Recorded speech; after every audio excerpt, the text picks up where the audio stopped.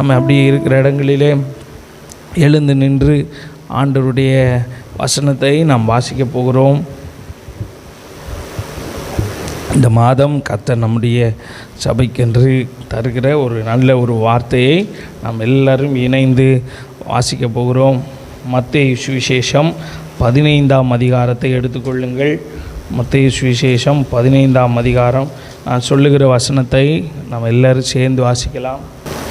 15ஆம் அதிகாரம் 32வது வசனத்திலிருந்து 39வது வசனம் வரைக்கும் நாம் எல்லாரும் சேர்ந்து வாசிக்கலாம். புதிய ஏற்பாட்டில் 24வது பக்கத்தில் இருக்கிறது. வேதம் வைத்திருக்கிறவர்கள் என்னோடு கூட சேர்ந்து வாசிக்க உங்களை அன்பாய் உற்சாகப்படுத்துகிறேன். பின்பு இயேசு தம்முடைய சீஷர்களை அழைத்து, ஜனங்களுக்காக பரிதபிக்கிறேன். இவர்கள் என்னிடத்தில் 3 நாள் தங்கியிருந்து சாப்பிட ஒன்றுமில்லாதிருக்கிறார்கள். இவர்களை பட்டினியாய் அனுப்பிவிட எனக்கு மனதில்லை. வழியிலே சோர்ந்து போவார்களே என்றார். அதற்கு அவருடைய சீஷர்கள், இவ்வளவு திரளான ஜனங்களுக்கு திருப்தி உண்டாகும்படி வேண்டிய அப்பங்கள் இந்த வனாந்தரத்திலே நமக்கு எப்படி அகப்படும் என்றார்கள். அதற்கு இயேசு, உங்களிடத்தில் எத்தனை அப்பங்கள் உண்டு என்று கேட்டார். அவர்கள் 7 அப்பங்களும் சில சிறு மீன்களும் உண்டு என்றார்கள். அப்பொழுது அவர் ஜனங்களை தரையில் பந்தியிருக்க கட்டளையிட்டு அந்த 7 அப்பங்களையும் அந்த மீன்களையும் எடுத்து ஸ்தோத்திரம் பண்ணி பிட்டு தம்முடைய சீஷர்களிடத்தில் கொடுத்தார். சீஷர்கள் ஜனங்களுக்கு பரிமாறினார்கள். எல்லாரும் சாப்பிட்டு திருப்தி அடைந்தார்கள். மீதியான துணிக்கைகளை 7 கூடை நிறைய எடுத்தார்கள்.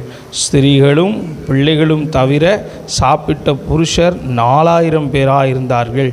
அவர் ஜனங்களை அனுப்பிவிட்டு படவில் ஏறி மக்தலாவின் எல்லையில் வந்தார். உட்கார்ந்து கொள்ளுவோம். இந்த வசனங்களை கர்த்தர் நமக்கு ஆசீர்வதித்து தருவாராக. ஒரு நல்ல ஒரு வார்த்தையை ஆண்டவர் இந்த மாதம் நமக்கு தந்திருக்கிறார். 3 மாதம் நம்மளை நடத்தினார். நம்புறீங்களா? நான் நம்புகிறேன். நம்மளை ஆண்டவர் நடத்தினார். நம்முடைய திருச்சபை நடத்தினார். நம்முடைய ஊழியங்களை தேவன் நடத்தினார், ஆசீர்வதித்தார். இதில் இருக்கிற 37வது வசனத்தை நாம் பார்க்கலாம். நான் வாசிக்கிறேன். இந்த ஏப்ரல் மாதம் ஆண்டவர் நமக்கு தருகிற ஒரு புதிய வார்த்தை. எல்லாரும் சாப்பிட்டு திருப்தி அடைந்தார்கள். மீதியான துணிக்கைகளை 7 கூடை நிறைய எடுத்தார்கள். எல்லாம் சேர்ந்து சொல்லுவோம். அந்த வார்த்தையை திரும்ப வாசிக்கலாமா? எல்லாரும் சாப்பிட்டு திருப்தி அடைந்தார்கள். மீதியான துணிக்கைகளை 7 கூடை நிறைய எடுத்தார்கள். இந்த மாதம் ஆண்டவர் நம்மை திருப்தியாக்கும் மாதம். ஒரு ஆமென் சொல்லுங்களேன்.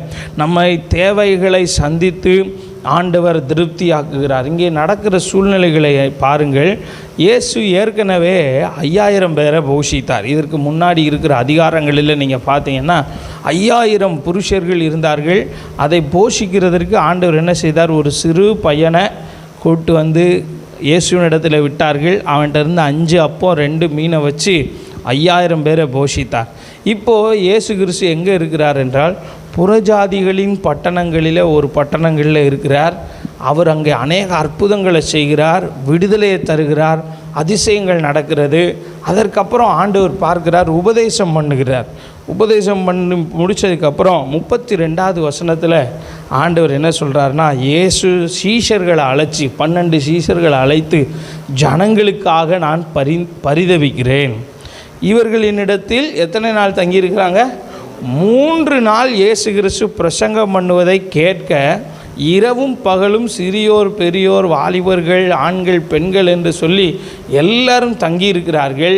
நம்முடைய ஆண்டவர் அவர்களுக்காக பரிதபிக்கிறார். இன்றைக்கு கால வேளையில் நான் இப்படி சொல்லுகிறேன், கர்த்தர் நம்மை திருப்தியாக்கும் மாதம். ஏன் ஆண்டவர் திருப்தியாக்குகிறார் தெரியுமா? அந்த வசனம் சொல்லுகிறது, அவர் நம்மேலே பரிதாபம் கொள்ளுகிறார், அவர் நமக்காக பரிதபிக்கிறார். அப்படி என்றால் ஆங்கிலத்தில் சொல்லப்பட்டிருக்கிறது, அவர் உங்களுக்காக மனதுருகுகிறார். ஏன் ஆண்டவர் நம்ம திருப்தியாக்கணும் அப்படி சொன்னால், நமக்காக நம்முடைய தேவன் மனதுருகுகிற நல்ல ஆண்டவர் நம்ம ஆண்டவர். ராமன் சொல்லுங்களேன்.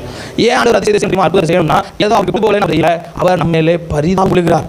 இவனுக்கு என் பிள்ளைக்கு அற்புதம் தேவைன்னு ஆண்டவர் அறிந்திருக்கிறார். அதனால ஆண்டவர் சீஷர்களை பார்த்து சொல்கிறாரு, என் ஜனங்களுக்காக பரிதபிக்கிறேன். அடுத்து ஆண்டவர் என்ன சொல்லுகிறார்? அந்த வசனத்தை பாருங்கள். 3 நாள் தங்கி இருந்து என்னது சாப்பிட ஒன்றும் இல்லாதிருக்கிறார்கள். ஆண்டவர் ஏன் திருப்தியாக்குகிறார்? இந்த மாதம் ஏன் திருப்தியான மாதம் தெரியுமா? ஒன்றும் இல்லை என்பதை ஆண்டவர் அறிந்திருக்கிறார். உங்களுடைய என்னுடைய கையில் ஒன்றும் இல்லை என்பதை தேவன் அறிந்திருக்கிறார். 3 நாள் இயேசுவின் பாதத்தில் உட்கார்ந்திருக்கிற இந்த தேவ ஜனங்களுக்கு எதுவும் இல்லை என்பதை இயேசு அறிந்திருக்கிறார். இயேசு உங்கள் இருதயத்தை மட்டுமல்ல, உங்கள் பாக்கெட்டையும் பார்க்கிற தேவன். உங்களுடைய மணி பர்ஸையும் பார்க்கிறார், உங்கள் வீட்டையும் பார்க்கிறார், உங்கள் சூழ்நிலைகளையும் பார்க்கிறார். நம்முடைய ஆண்டவரால் கூடாத காரியம் ஒன்றும் இல்லை. ஒரு ஆமென் சொல்லுங்களேன். சீஷர்கள் தேவ பிள்ளைகள் வனாந்தரத்தில் நடந்து வருகிறாங்க. இப்போ ஜனங்கள் எல்லாம் சொல்கிறாங்க, எங்களுக்கு இங்கே ஒன்றும் இல்லையே, நாங்கள் கொண்டு வந்த ஆகாரம் எல்லாம் செலவழிந்து போய்விட்டதே, இப்போ நாங்களும் எங்கள் மிருக ஜீவன்களும் என்ன செய்வோம் என்று ஆண்டவரை நோக்கி கெஞ்சுகிறார்கள். வசனம் சொல்லுகிறது, ஆண்டவர் மன்னாவினால் அவர்களை திருப்தியாக்கினாராம்.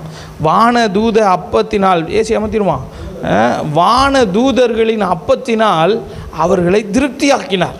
நம்முடைய தேவன் திருப்தியாக்குகிற தேவன். ஆமேன்னு சொல்லுங்களேன். ஏன் திருப்தியாக்குறார் தெரியுமா? வாண்ட ஒன்றும் இல்லைன்னு ஆண்டவருக்கு தெரியும். சரீர பிரகாரமான தேவைகளை மட்டும் நான் இங்கே சொல்லவில்லை. உங்களுடைய ஆவிக்குரிய தேவைகள், உங்களுடைய சூழ்நிலைகள், நீங்கள் செய்ய வேண்டிய சில காரியங்கள் இருக்கிறது, செய்தே ஆக வேண்டிய சில சூழ்நிலைகள் இந்த மாதத்தில் இருக்கலாம். உங்களிடத்தில் ஒன்றும் இல்லை என்பதை என் தேவன் அறிந்து வைத்தபடினால் அவர் இப்படி சொல்லுகிறார், நான் உன்னை திருப்தியாக்குவேன். ஒரு ஆமென் சொல்லுங்களேன். பஞ்ச காலத்திலே திருப்தியாக்குகிற தேவன் நம்முடைய தேவன். பஞ்சம் வரும்போது நம்மை விட்டு ஓடாத ஒரு நல்ல தேவன். எலியா தீர்க்கதரிசியின் நாட்களில் சாரிபாத் அப்படின்ற ஒரு ஊரில் விதவை இருந்தால் அவளும் அவள் பிள்ளையும் ஒரு பிடி மாவை வச்சு ரொட்டி சுட்டு சாப்பிட்டு சாகணும்னு நினச்சாங்க. ஆண்டவர் அவளை பார்த்து சொன்னார், நீ சாக மாட்ட, நீ திருப்தியாவ. வசனம் சொல்லுகிறது, பஞ்சம் முடியும் மட்டும் 3.5 வருடம் முழுவதும் ஆண்டவர் அந்த வீட்டை திருப்தியாக்கினார். ஒன்றும் இல்லை, எங்கிட்ட இவ்வளோ தான் இருக்குது, இதை சாப்பிட்டு சாக போகிறோன்னு நினச்சப்போ ஆண்டவர் சொல்கிறாரு, நீ சாக மாட்ட, உன்னை திருப்தியாக்க என்னால் கூடும். பிரியமானவர்களே, நீங்கள் இதை நம்புங்க. திருப்தியாக்குகிற தேவனுக்கு ஒரு வல்லமையுள்ள கரம் இருக்கிறது. அந்த கரம் என்ன செய்யுமாம்? இயற்கைக்கு மேற்பட்ட அற்புதங்களை, அடையாளங்களை உங்கள் வாழ்க்கையில் செய்யும். நீங்கள் உங்கள் கையில் ஒன்றும் இல்லைன்னு சொல்லி பார்க்குறீங்க, ஆண்டவரும் பார்க்கிறார். பயப்பட வேண்டாம், நம்முடைய தேவன் திருப்தியாக்குகிற தேவன். இயற்கைக்கு மேற்பட்ட கரம் நம்ம மேலே இருக்கிறது. எத்தனை பேர் விசுவாசிக்கிறீங்க? நம்ம எல்லார் மேலேயும் ஆண்டவருடைய இயற்கைக்கு மேற்பட்ட கரம் இருக்கிறது. அந்த கரம் என்ன செய்யுமாம்? திருப்தியாக்கும். இங்கே சீஷர்கள் என்ன சொல்கிறாங்க பாருங்கள், 33வது வசனத்தை பாருங்கள். அதற்கு அவருடைய சீஷர்கள், இவ்வளவு திரளான ஜனங்களுக்கு அதற்கு அவருடைய சீஷர்கள் இவ்வளவு திரளான ஜனங்களுக்கு திருப்தி உண்டாகும்படி வேண்டிய அப்பங்கள் இந்த வனாந்தரத்தில் நமக்கு எப்படி அகப்படும்? நிறையா நேரம் நீங்களும் நானும் என்ன நினைக்கிறோன்னா, எப்படி நடக்கும்? How is it possible? இந்த மாதம் நான் இப்படி சொல்லுகிறேன், உங்கள் மேலே இந்த ஆசீர்வாதத்தை சொல்லுகிறேன், எப்படி நடக்கும்? எப்படி அகப்படும்? எப்படி இந்த காரியம் முடியும் என்று கேள்விக்குறியோடு இந்த மாதத்தை ஆரம்பித்தால் ஆண்டவர் சொல்லுகிறார், திருப்தி ஆவீர்கள். ஆமென். நம்முடைய ஆண்டவர் எங்கள் வசனத்தில் தெளிவாக அவங்களும் சொல்கிறாங்க, ஆண்டவரே திருப்தி ஆகணும்னா எப்படி ஆகும்? ஏதோ கொஞ்சம் கொஞ்சம் சாப்பாடு கிடைச்சாலே பெரிய விஷயம், கொஞ்சம் என் தேவையை சந்தித்தாலே பெரிய விஷயம். ஆனால் நீர் சொல்லுகிறீர், இது வனாந்தரமான இடம். ஆமாம், உண்மையிலே நீங்கள் இருக்கிற இடம் வனாந்தரமான இடம். சூழ்நிலைகள் வனாந்தரம், யாரும் உதவி செய்ய முடியாத சூழ்நிலைகள், எதிரான சூழ்நிலைகள், இவைகள் மத்தியில் நமக்குள்ள ஒரு கேள்வி வருவது இயற்கை. அது என்னது? எப்படி அகப்படும்? அந்த வசனம் அப்படித்தான் போட்டிருக்கு. திருப்தி உண்டாகும்படி வேண்டிய அப்பங்கள் எப்படி அகப்படும்? ஆண்டவர் அந்த 32வது வசனத்தில் சொல்கிறாரு பாருங்களேன். 32 சொல்கிறாரு, என்ன சொல்கிறார்? 3 நாள் இடத்தில் தங்கியிருந்து ஒன்றுமில்லாது இருக்கிறார்கள். இவர்களை, அந்த வசனத்தை கவனிங்க, பட்டினியாய் அனுப்பிவிட எனக்கு மனதில்லை. நம்முடைய ஆண்டவருக்கு என்ன மனசு கிடையாது தெரியுமா? உங்களை பட்டினியாய் இருக்க விடுகிற தேவன் அல்ல. ஒரு ஆமென் சொல்லுங்களேன். சரீர தேவையை மட்டும் நான் சொல்லவில்லை, கவனியுங்கள். உங்களுடைய ஆவிக்குரிய தேவையாக இருக்கலாம், உணர்வு பூர்வமான தேவையாக இருக்கலாம், உங்கள் பிஸ்னஸில், உங்கள் வேலையில் ஒன்றும் இல்லாமல் வெறும் கையாய் அனுப்ப யாருக்கு மனசு இல்லை? இயேசுவுக்கு மனசு இல்லை. அவர் மனசை பாருங்களேன், எவ்வளோ பெரிய மனசு, தாராளமான மனசு. நான் பட்டினியாக அனுப்ப மாட்டேன், நான் வெறுமையாக அனுப்ப மாட்டேன், நான் அதாவது உன்னை எம்டியாக அனுப்ப மாட்டேன். கவனிங்களேன், ரூத் என்கிற ஒரு சகோதரி இருந்தாள். அவள் தேவ சமூகத்துக்கு வருகிறாள், ஆண்டவருடைய பட்டணத்துக்கு வருகிறார். அவளிடத்தில் ஒன்றுமில்லை. அவளுடைய மாமி பார்த்து சொல்கிறா, மகளே, நம்மளை ஆண்டவர் ஆசீர்வதிக்கணும், வெயிட் பண்ணு. அந்த அந்த அந்த மருமகள் ரூத் போய் சொல்கிறா, நான் போய் ஒரு வயலில் வேலை செஞ்சுட்டு வரேன், கதிர் பொறுக்கிட்டு வரேன். வசனம் சொல்லுகிறது, அவள் கதிர் பொறுக்கி அந்த கதிரின் மூலமாய் திருப்தியாய் சாப்பிட்டாளாம். இந்த ஊருக்கு வரும்போது எப்படி வந்தான்னா, பட்டினியோடு வந்தார், பஞ்சத்தில் வந்தாள், எல்லாம் இழந்து போய் வந்தாள். வசனம் சொல்லுகிறது, ரூத் திருப்தி அடைந்த பின்பு தன்னுடைய மாமிக்கும் எடுத்து கொடுத்தார். நம்முடைய ஆண்டவர் எப்படிப்பட்டவர் தெரியுமா? உங்களை பட்டினியாய் அனுப்ப அவருக்கு மனசில்லை. நீங்கள் வேணால் நினைக்கலாம், நான் இப்படியே இருந்துக்கிறேன் ஆண்டவரே, நான் இப்படியே போயிடுறேன், பட்டினியாகவே இருந்துக்கிறேன் அப்படின்னா. பட்டினினா சரீர பிரகாரமான தேவை மட்டும் கிடையாது. கவனிங்க, ஆண்டவரே, என்னுடைய குறைவுகளிலேயே நான் இப்படி வாழ்ந்துடுறேன் அப்படின்னு நினைக்கலாம். ஆனால் நம்ம ஆண்டவர், குறைவுகளில் நீங்கள் இருப்பது அவருக்கு விருப்பம் அல்ல. பவுல் சொல்லுகிறார், உங்கள் குறைவுகளையெல்லாம் கிறிஸ்து இயேசுவுக்குள்ளே மகிமையின் தேவன் நிறைவாக்குவார். தம்முடைய ஐஸ்வர்யத்தின்படி, உங்கள் ஐஸ்வர்யத்தின்படி அல்ல, உங்கள் பாக்கெட்டின்படி ஆண்டவர் ஆசீர்வதிக்கிறவர் அல்ல, உங்கள் போர்ஸை வச்சு ஆண்டவர் உங்களை ஆசீர்வதிக்கிறவர் அல்ல.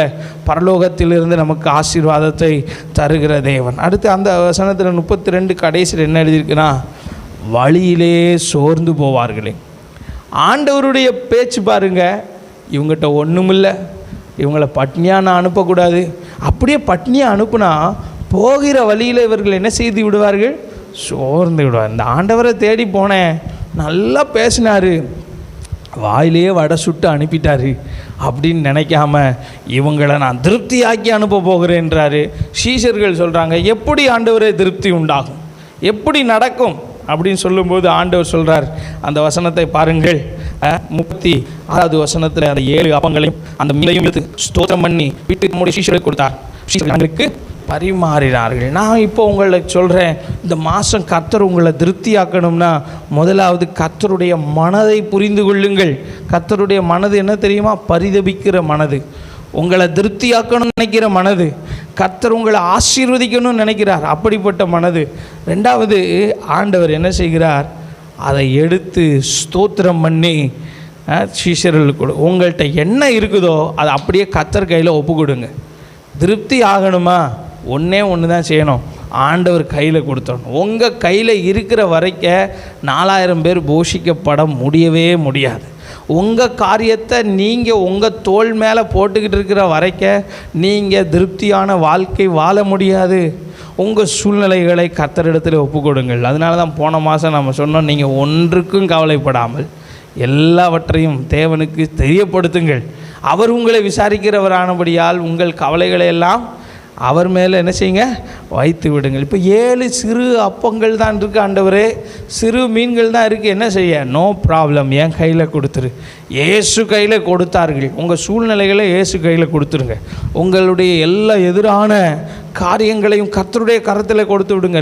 லிமிட்டட் சோர்ஸ், கொஞ்சம் சோர்ஸ் தான் இருக்கா, அந்த லிமிட்டட் சோர்ஸை கடவுள் கையில் கொடுங்க. ஆண்டவர் என்ன செய்வாராம்? அதை ஆசீர்வதிப்பார். ஒரு ஆமேன்னு சொல்லுங்களேன். அதை எடுத்து ஸ்தோத்திரம் பண்ணி திரும்ப உங்களுக்கே கொடுப்பார். பரலோக ராஜ்யத்தினுடைய பிரின்சிபலே என்ன தெரியுமா? கொடுங்கள், அப்பொழுது உங்களுக்கு கொடுக்கப்படும். அப்படின்னா நீங்கள் பணத்தை மட்டும் நினைக்கக்கூடாது, உங்கள் கவலையை கொடுத்துருங்க. அவர் என்ன செய்கிறாரு? திருப்பி உங்களை கவலைகளெல்லாம் மாற்றி உங்களுக்கு நன்மைகளினால் உங்களை நிரப்புகிறார், திருப்தி ஆக்குகிறார். இப்போ சீஷர்கள் சொல்கிறாங்க, ஆண்டவரே உங்களால் முடிஞ்சால் நீர் இதை செய்யும் அப்படின்னு சொல்லி அவர்கிட்ட கொடுத்துட்டு போயிட்டாங்க. நமக்கெல்லாம் தெரியாதுப்பா, இவர் தான் உட்கார வைக்கிறாரு. அதுக்கு மேலே உள்ள வசனத்தை பார்த்தீங்கன்னா தெரியும். அவர் தான் பந்தியிருக்க கட்டளை இட்டார், சீஷர்கள் போய் பந்தி இருக்க வைக்கல. 5000 பேரை போஷிக்கும் போது சீஷர்கள் பந்தி இருக்க வச்சாங்க. இப்போ 4000 பேரை போஷிக்கும் போது ஏசு சொல்கிறாரு, இவனுங்களை விட்டு தள்ளு, நீங்கள் எல்லாம் வரிசையாக உட்காருங்கன்றாரு. பந்தி இருக்கிறார்கள். இயேசு அதை பிட்டு ஆசீர்வதித்து கொடுக்கிறார். வசனம் சொல்லுகிறது, எல்லாரும் சாப்பிட்டு திருப்தி அடைந்தார்கள். இதே கொஞ்ச நேரத்துக்கு முன்னாடி சீஷர்கள் எல்லாம் கேட்டாங்க, எப்படி திருப்தி உண்டாகும்? ஆண்டவர் சொல்கிறாரு, நீ திருப்தி ஆவாய். ஒரு ஆமென் சொல்லுங்களேன். எவ்வளவு பிரச்சனைகள் வந்தாலும் அதை கர்த்தரிடத்திலே கொடுங்கள். எவ்வளவு சூழ்நிலைகள் கடினமாக இருந்தாலும் இந்த மாதம், இந்த ஏப்ரல் மாதம், இந்த 30 நாளும் ஆண்டவரிடத்தில் ஒப்பு கொடுத்து ஜெபம் பண்ணி கொண்டே இருங்கள். ஆண்டவர் பார்த்து கொள்வார். அடுத்து இந்த மாதத்தில் என்ன செய்வாராம்? மீதியாக 7 துணிக்கைகள் 7 கூடை நிறைய எடுத்தார்கள். அந்த வசனத்தை பாருங்கள். மீதியான துணிக்கைகளை கொஞ்ச நேரத்துக்கு முன்னாடி ஒன்றுமே இல்லைங்க. கொஞ்ச நேரத்துக்கு முன்னாடி எதுவுமே இல்லை, எம்டி ஹேண்டட். இப்போது filled with blessings of God. இப்போது அவங்க கை ஃபுல்லாக என்ன இருக்குன்னா நிரம்பி வழியும் ஆசீர்வாதம். கொஞ்ச நேரத்துக்கு முன்னாடி ஒன்றுமில்லை என்று ஆண்டவர் பரிதபித்தார். இப்போது ஆண்டவருடைய வசனம் சொல்லுகிறது 7 கூடை நிறைய. கொஞ்ச நேரத்துக்குள்ளே உங்களுக்கு அற்புதம் நடக்கும். ஒரு ஆமென் சொல்லுங்களேன். இந்த மாதத்தில் நீங்கள் எதிர்பார்த்து ஜெபம் பண்ணி கொஞ்ச நேரத்துக்குள்ளே அற்புதங்களை செய்ய வல்லமை உள்ளவர். இந்த மாதம் திருப்தியாகும் மாதம், மீதம் எடுக்கும் மாதம். ஒரு ஆமென் சொல்லுங்களேன். மீதம் எடுக்க வைப்பார் நம்முடைய ஆண்டவர். இந்த மாதத்துலேருந்து புது கணக்கு தொடங்குதில்ல, பேங்க்கில் எல்லாம் என்னப்பா பேங்க்கு ஏன்னா புது கணக்கு. இந்த மாதம் உங்களை ஆண்டவர் புது கணக்கினால் திருப்தியாக்கி மீதி எடுக்க செய்கிற தேவன் நம்முடைய தேவன். ஜெபம் பண்ணுவோமா? எல்லோரும் கண்களை மூடி ஜெபம் பண்ணுவோம். இதற்கப்புறம் நமக்கு கர்த்தருடைய பந்து இருக்கிறது. ஹல்லேலூயா. ஆண்டவரே உமக்கு நன்றி சொல்லுகிறோம். தேவனே, இந்த அதிகாலை வேளையில் முதல் நாளில் உம்முடைய சமூகத்தில் வந்து நாங்கள் ஜெபித்து, ஆண்டவரே நாங்கள் இந்த மாதத்தை ஆரம்பிக்கிறோம். பரிசுத்த ஆவியானவர் நீர் எங்களை நடத்தும். நாங்கள் திருப்தியாக மீதம் எடுக்க கர்த்தர் கிருபை தருவீராக. தேவ பிள்ளைங்க உங்கள் எல்லாரையும் நம்பி ஆசீர்வதிக்கிறேன். உங்களுக்கு திருப்தி உண்டாவதாக, எதிர்பார்த்த காரியங்களை திருப்தி நடப்பதாக. ஆண்டவரே உம்மை ஸ்தோத்திரிக்கிறோம். இந்த பிள்ளைகளுக்கு மீதி எடுக்க நிரம்பி வழிகிற மீதியை கர்த்தர் நீர் பிள்ளைகளுக்கு கட்டளையிடும். ஆசீர்வதியும் கனப்படுத்தும். இயேசுவின் நாமத்தில் ஜெபிக்கிறோம் நல்ல பிதாவே. ஆமென், ஆமென்.